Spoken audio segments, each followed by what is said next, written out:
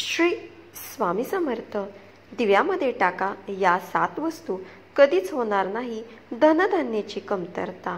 स्वामी भक्त हो, तुमचं आपल्या यूट्यूब चॅनेलमध्ये स्वागत आहे. ऊर्जेचं प्रतीक म्हणून दिवा हा सकारात्मक मानला जातो. ऊर्जेला शुभ व महत्त्वाचे असे मानण्यात येणारे आपण घरामध्ये लावतो तो दिवा सुख समृद्धी येते आणि नकारात्मक ऊर्जा दूर होते. पण तुम्हाला माहीत आहे का की जर दिवा लावताना त्यामध्ये काही खास वस्तू घातल्या तर त्याची शक्ती आणखी वाढते. आजच्या व्हिडिओमध्ये आपण ह्याच विषयी माहिती ऐकणार आहोत. अशा काही वस्तूविषयी जाणून घेणार आहोत ज्या सायंकाळच्या वेळी तेलात टाकून दिवा लावल्यास घरातील बरकत कधीच थांबत नाही. हिंदू धर्मात दीप लावलेला विशेष महत्त्व आहे.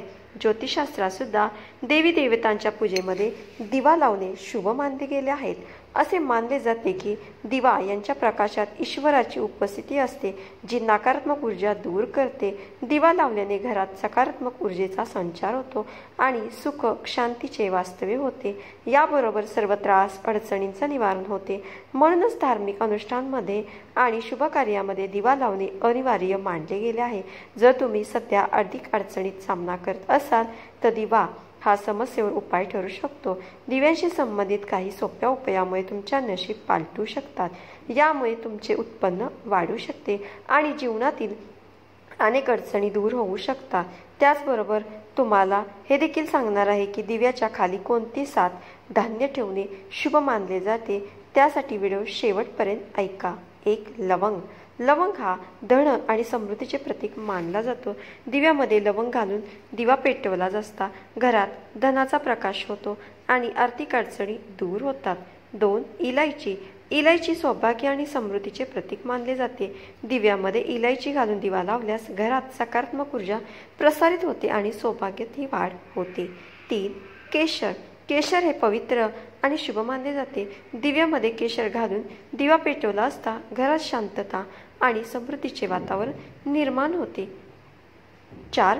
तांदूळ. तांदळाला अन्नाचे प्रतीक मानले जाते. दिव्यामध्ये काही तांदळाचे दाणे टाकून दिवा लावल्यास घरात अन्नाची कमतरता कधीच जाणवत नाही आणि घरात नेहमी भरभराट राहते. 5. हळद ही शुभ आणि पवित्र मानली जाते. दिव्यात हळद घालून दिवा पेटवला असता घरातील नकारात्मक ऊर्जा दूर होते आणि सकारात्मक ऊर्जा प्रसारित होते. 6. तूप. तूप हे शुद्ध आणि पवित्र मानले जाते. दिव्यामध्ये तूप घालून दिवा पेटवला असता घरात सुख समृद्धीचे वास्तव्य होते आणि नकारात्मक ऊर्जा दूर होते. 7. तिळाचे तेल. तिळाचे तेल शुभ आणि पवित्र मानले जाते. दिव्यामध्ये तिळाचे तेल घालून दिवा लावल्यास घरात सकारात्मक ऊर्जा प्रसारित होते आणि घरात भरभराट राहते. या वस्तू दिव्यामध्ये घालून तो दिवा प्रज्वलित केल्यास सुख समृद्धीचे वास्तव्य होते आणि नकारात्मक ऊर्जा दूर होते. मात्र यावेळी काही गोष्टी विशेषतः लक्षात घ्याव्यात. दिवा नेहमी स्वच्छ आणि पवित्र जागेवर ठेवावा. दिवा नेहमी संध्याकाळीच लावावा. दिवा मुख्य दरवाजाजवळ किंवा तुपाचा दिवा घरामध्ये लावावा किंवा पूजामध्ये तुपाचा वापर करावा. दिवा लावताना भगवंतांचे चिंतन करावे. दिवा कधीही विझलेला दुर्लक्षित करू नये. चला आता जाणून घेऊया की दिव्याखाली कोणत्या 7 धान्य ठेवणे शुभ मानले जाते. 1. तांदूळ. हिंदू धर्मामध्ये तांदूळ शुद्धतेचे प्रतीक मानले जाते. तसेच ते सर्वात सहज उपलब्ध होणारे अन्न आहे. शास्त्रानुसार तांदळात माता लक्ष्मीचा वास असतो. तांदळावर दिवा ठेवण्याची मान्यता आहे की अशा व्यक्तींच्या आयुष्यात कधीही अन्नधान्याची कमी होत नाही आणि त्या घरात लक्ष्मीचा वास कायम असतो. 2. गहू. तांदळाप्रमाणे गहू मध्येही माता लक्ष्मी आणि अन्नपूर्णेचा वास मानला जातो. असे मानले जाते की पूजा करताना गहूवर दिवा ठेवल्यास शुभ फळाची प्राप्ती होते आणि धनसंबंधित त्रास दूर होतात. यामुळे माता लक्ष्मीची कृपा होते आणि माता अन्नपूर्णाही प्रसन्न होते. 3. जवस. संस्कृतीमध्ये जवस म्हणून ओळखला जाणारा हिंदू धर्मात अत्यंत पवित्र आणि शुद्ध मानला जातो. यामध्ये भगवान विष्णूचा वास मानला जातो.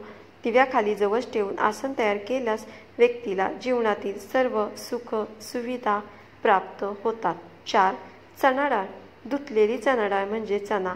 यामध्ये गृहपतीचा वास मानला जातो. त्यांना सतत आर्थिक अडचणींना सामोरे जावे लागते. त्यांनी दीपकाळाच्या खाली चणा डाळ अंथरून पूजा करावी असे शास्त्र सांगते. 5. उडीद.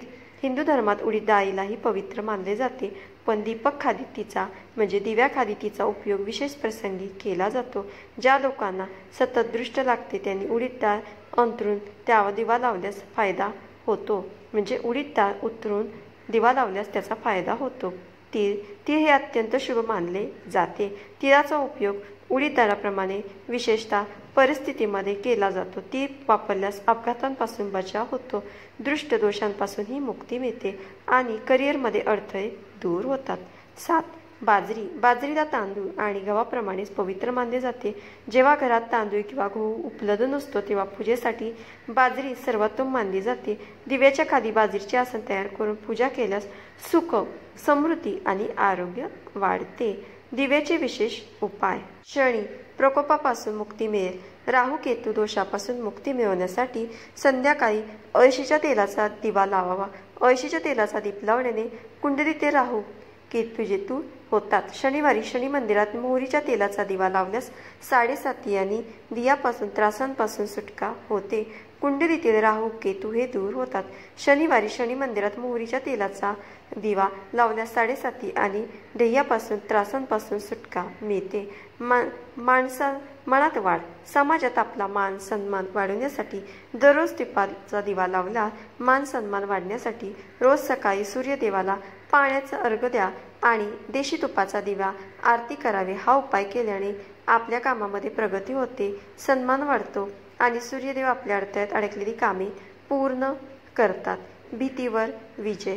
आपल्याला एखाद्या गोष्टीची भीती वाटत असेल, मन सतत अस्वस्थ राहत असेल किंवा अनामिक भीती सतत स्वतः होत असेल तर सोमवार आणि शनिवार भैरव मंदिरात मोहरीच्या तेलाचा दिवा लावावा. या उपायाने सर्व प्रकारच्या भीती नाहीशी होते आणि शत्रूची कपटी यशस्वी होत नाही. भैरवाची कृपा राहिल्यास आपल्याला भोवती एक सुरक्षा कवच तयार होते. सुख समृद्धीसाठी आवश्यक उपाय. दररोज बालगोपालासमोर आणि गुरुवारी भगवान विष्णू समोर देशी तुपाचा दिवा लावा. 108 वेळा ओम नमो भगवते वासुदेवाय या मंत्राचा जप करा.